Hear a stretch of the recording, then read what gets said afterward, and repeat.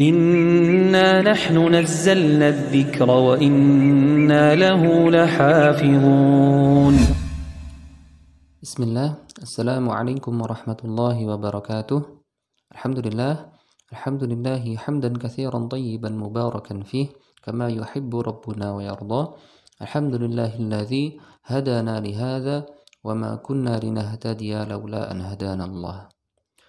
الصلاة والسلام على رسول الله صلى الله عليه وسلم وعلى آله وأصحابه ومن تبعهم بإحسان إلى يوم القيامة. Alhamdulillah, ya teman-teman sekalian, kita bisa berjumpa kembali pada pembahasan lanjutan ini, yang dimana kita sudah masuk pada pembahasan tentang buku Aisar ini. Buku Aisar yang akan kita bahas sampai nanti insyaallah akhir sampai selesai. Semoga Allah Subhanahu wa taala mudahkan. Amin. Nah, pada kesempatan kali ini teman-teman kita mulai masuk pada kerangka bahasan pada juz 1. Nah, perlu teman-teman ketahui juga bahwa pada buku Aisar ini di dalamnya memiliki 5 juz atau 5 pembahasan yang pada tiap juznya memiliki titik berat tersendiri. Nah, dan insya Allah nanti setiap kita masuk pada pembahasan yang pertama akan kita overview dulu atau kita terangkan kerangka bahasanya tentang apa saja sih yang akan kita pelajari nanti di juz pertama atau di juz kedua dan seterusnya. Nah, pada saat ini kita akan membahas tentang apa saja yang akan kita bahas pada juz pertama ini. Yang dimana ini sudah ada clue-nya ya. Yang di juz pertama ini akan lebih menitik beratkan pada penyempurnaan harokat. Nah teman-teman, kita turun ke bawah sini, kita akan melihat bahwa ada daftar isi tentang pembahasan. Ini sudah saya susun ya, bahwa nanti ada sekitar 10 bahasan yang akan kita pelajari. Adapun yang pertama ini tentang penyempurnaan itmamul huruf dan itmamul harokat. Yang kedua, makna itmamul huruf dan itmamul harokat. Yang ketiga, pelajaran awal ialah tentang harokat fathah. Yang keempat, urutan huruf yang akan dibahas. Yang kelima, lanjutan huruf yang akan dibahas. Yang keenam, alasan kenapa pada buku Aisar ini huruf-huruf yang dipelajari tidak berurutan.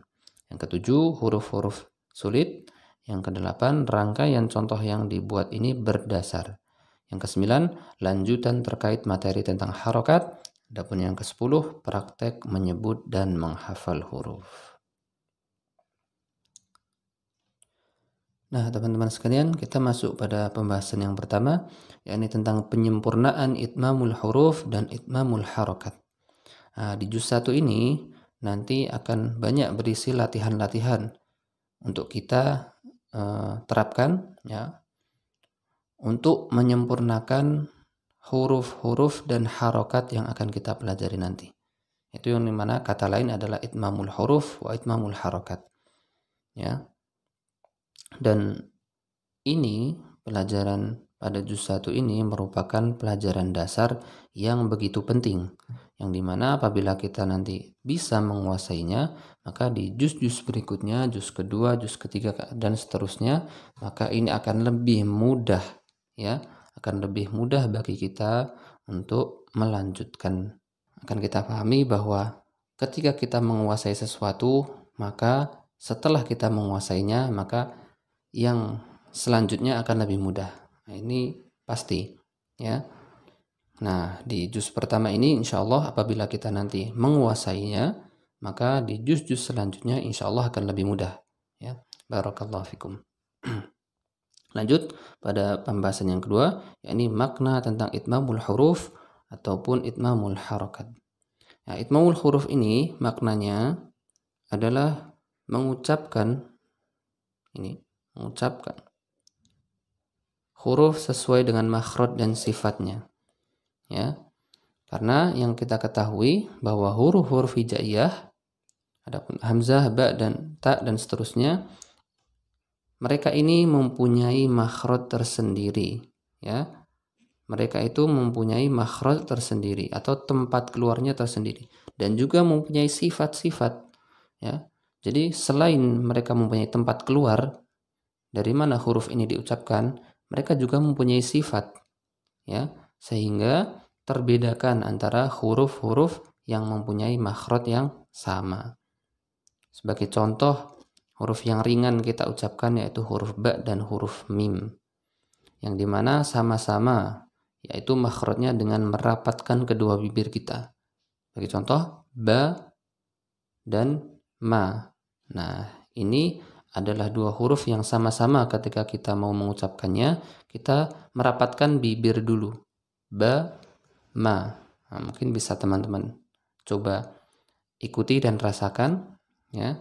Akan tetapi kenapa pengucapan huruf ma dan ba kok berbeda? Nah, karena mereka ini mempunyai sifat yang berbeda.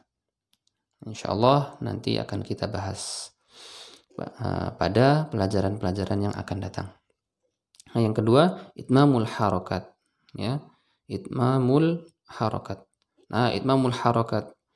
Jadi perlu teman-teman ketahui terlebih dahulu bahwa pada setiap harokat yang akan kita pelajari nanti, baik harokat fathah, harokat kasrah maupun harokat tummah, mereka ini mempunyai cara-cara tersendiri, ya.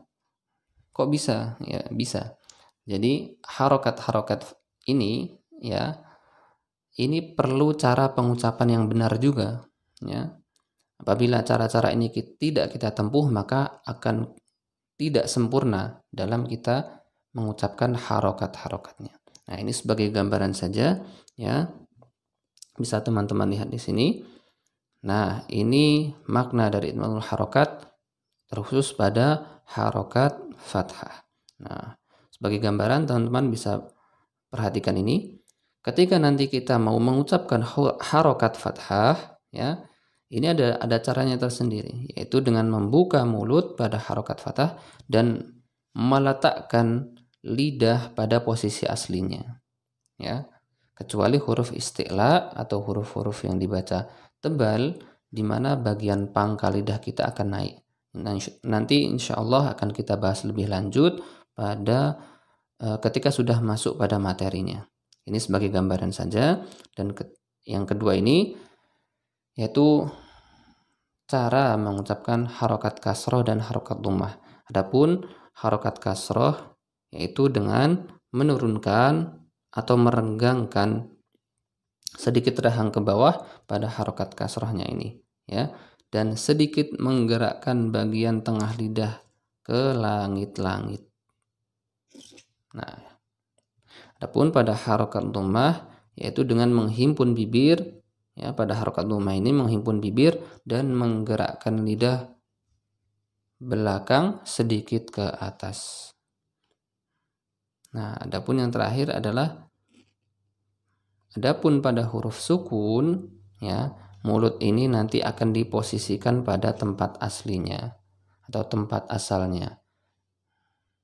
Yang mana nanti ketika kita mengucapkan sukun atau sakinah, maka kita mau tidak mau akan kembali pada posisi semula di mana huruf itu diucapkan, atau posisi semula dari makharijul huruf suatu huruf yang akan kita ucapkan nanti.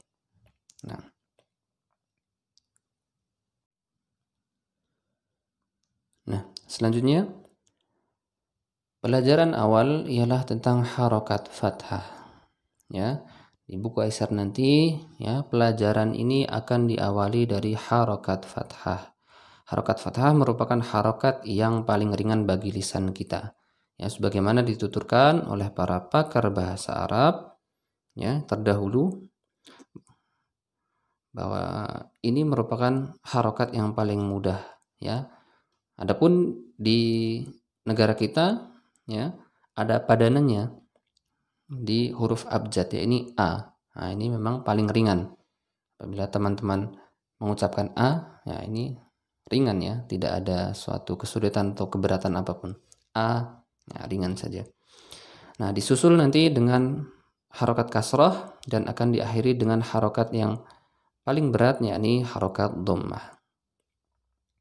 Nah, selanjutnya urutan huruf yang akan dipelajari yaitu huruf-huruf yang akan kita pelajari nanti pada buku Aisar itu diawali dari hamzah, ba, ta hingga sin. Nah, ini berurutan. Kalau dari awal ini berurutan. Hamzah, ba, ta, tha, jim, ha, kha, dal, zal, ra, zai, sin. Nah, ini berurutan dari sini. Lanjutan huruf yang akan dibahas yaitu dari huruf sin ini akan beralih langsung ke huruf kaf, lam hingga ya. Nah, ini ada sedikit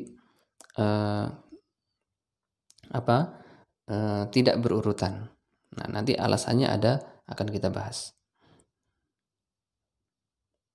Nah, masuk pada pembahasan yang keenam adalah alasan kenapa pada buku Aisar ini huruf yang dipelajari tidak berurutan. Ya, adapun tujuannya kenapa kok pada buku Aisar ini tidak diurut, ya. Nah, yang pertama ini mencukupkan dengan huruf kha dan ra terlebih dahulu untuk melatih lisan kita memunculkan sifat tafkhim atau tebal dengan cara yang benar, yaitu dengan menegangkan pangkal lidah, bukan dengan membulatkan bibir. Nah, mungkin teman-teman sekalian ada yang pernah mengucapkan huruf-huruf tebal, contoh huruf kha, yaitu dengan memanyunkan bibir, kho. Nah, itu kurang tepat. Nah, nanti insya Allah akan kita bahas lebih lanjut pada ketika sudah masuk materinya. Nah, yang kedua, ini untuk mempermudah para pemula yang jika belum terlatih membedakan huruf-huruf tafkhim dan tarkik, yaitu huruf-huruf tebal dan tipis, maka biasanya akan kerap terjatuh dalam kesalahan ketika melafadzkan rangkaian huruf yang terkombinasi dari huruf-huruf yang tafkhim dan yang tarkik. Akibatnya huruf tarkik dibaca tebal ataupun sebaliknya. Ini. Oleh sebab itu, penyebutan huruf-huruf tafkhim sengaja terkonsentrasikan di bagian akhir untuk meminimalkan kesalahan.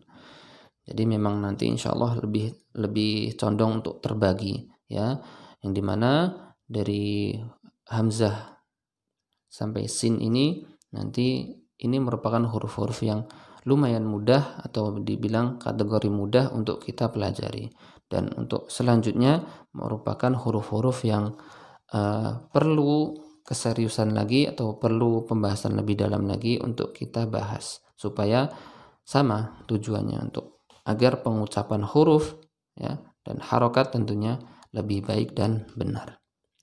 Nah,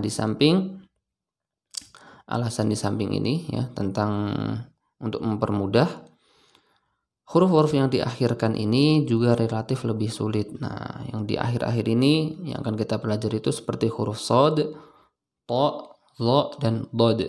Ya. Dan sebagai catatan, tidak ada maksud sedikit pun dari penulis untuk mengacaukan urutan huruf hijaiyah yang telah masyhur di kalangan muslimin sejak diurutkan oleh Nasr bin Asim yang wafat pada tahun 89 Hijriah.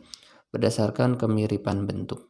Nah, urutan tersebut tetap dijaga sehingga di akhir pelajaran nanti huruf-huruf disebut kembali secara berurutan. Nah, ya, ini salah satu alasan kenapa nanti pada pelajaran buku Aisar huruf-huruf hijaiyah yang kita pelajari tidak berurutan. Nah, pada pembahasan selanjutnya ini huruf-huruf sulit. Pada huruf-huruf yang kategorinya lumayan sulit, nanti pelajarannya akan dibuat lebih panjang. Nah, lebih panjangnya ini lebih condong kepada contoh-contoh yang ada pada pembahasan huruf tersebut. Ya, intinya nanti kita akan lebih banyak membaca contoh-contoh pada huruf-huruf yang tergolong sulit untuk kita pelajari. Pembahasan selanjutnya, ya, rangkaian contoh yang dibuat ini berdasar, ya. Penulis juga berusaha untuk hanya menyebutkan rangkaian huruf thulathi yang memiliki asal-usul dalam bahasa Arab, atau memiliki makna. Secara logis akan lebih ringan bagi lisan. Nah, tentunya ya, karena belum mempelajari kasroh dan dhammah, semua huruf berharokat fathah. Nah, contoh-contoh ya, bisa teman-teman lihat ini. Penulis diusahakan bahwa ini disebutkan dari rangkaian huruf thulathi yang memiliki asal usul dalam bahasa Arab atau memiliki makna.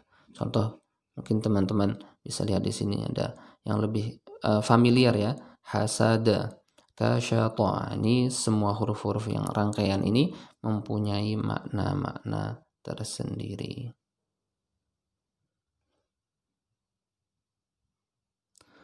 Lanjutan terkait materi tentang harokat. Setelah sempurna nanti latihan harokat fathah, maka kita akan beralih kepada latihan harokat kasrah. Kemudian dhammah dengan pemaparan mudah, ringkas namun menyeluruh. Nah, dan selanjutnya ini praktek menyebut dan menghafal huruf. Akhir dari juz 1 ini adalah praktek untuk menyebut dan menghafal nama-nama huruf hijaiyah. Yang mana bab ini sangat penting dan bermanfaat insyaallah taala. Wallahu a'lam bishawab. Ya, terima kasih. Jazakumullahu khairan wa barakallahu fikum untuk teman-teman sekalian. Apabila ada pertanyaan silakan tinggalkan di kolom komentar. Kita tutup. Subhanakallahumma wa bihamdika asyhadu an la ilaha illa anta astaghfiruka wa atubu ilaik. Assalamualaikum warahmatullahi wabarakatuh.